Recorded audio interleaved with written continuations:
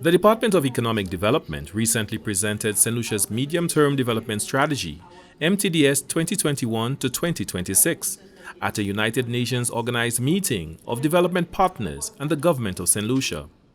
The MTDS is the output of extensive stakeholder consultations with the public and private sectors, NGOs and civil society organizations who interrogated Saint Lucia's developmental issues and proposed solutions.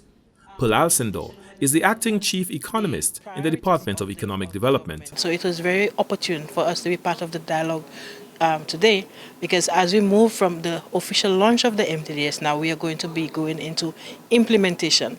And implementation, this is where we need to dialogue further with our development partners to identify resources so that we will be able to have projects, the transformative projects that we have identified for our process, that we can actually implement them to be able to have a transformative impact and to improve the quality of life of the people of Saint Lucia. Development partners work bilaterally with government, providing support and aid in various areas. UN Country Coordination Officer for Saint Lucia, Dr. Lorraine Nicholas, said the purpose of the meeting was to improve the delivery of development assistance to Saint Lucia and to reduce implementation bottlenecks, as very often the funds are available, but the implementation is rather important.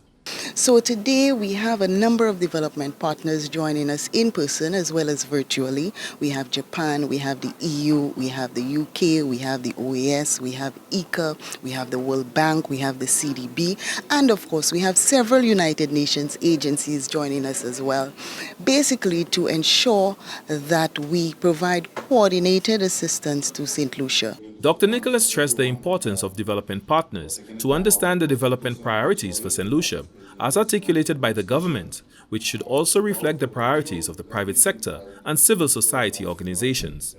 Coming out of this, we would have identified where the gaps are. We now understand what each development partner is bringing to the table, and so hearing from the government what are their priorities, juxtaposing the medium-term development strategy priorities with what the development partners are offering. Where are the gaps? How could we work together better to provide the support to be more strategic and more impactful and more relevant for the Government of Saint Lucia?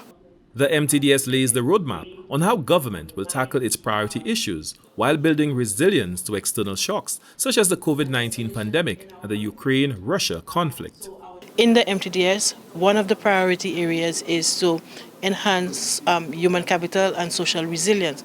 So somebody going through the document would be able to see an intervention that we have identified to address that is improving health facility. We also look at access to housing and also justice and citizen security. There are actually specific interventions to address that. So the citizens will be able to understand what exactly is being done. So it's not just aspirational, but how we move from aspiration to impacting people every day. The medium-term development strategy is supported by a national development framework which triggers long-range planning for how citizens would like to see Saint Lucia 30 to 40 years from now. The Development Partners Coordination meeting was held at the Harbour Club in Grosley. For the National Competitiveness and Productivity Council, Glenn Simon reporting.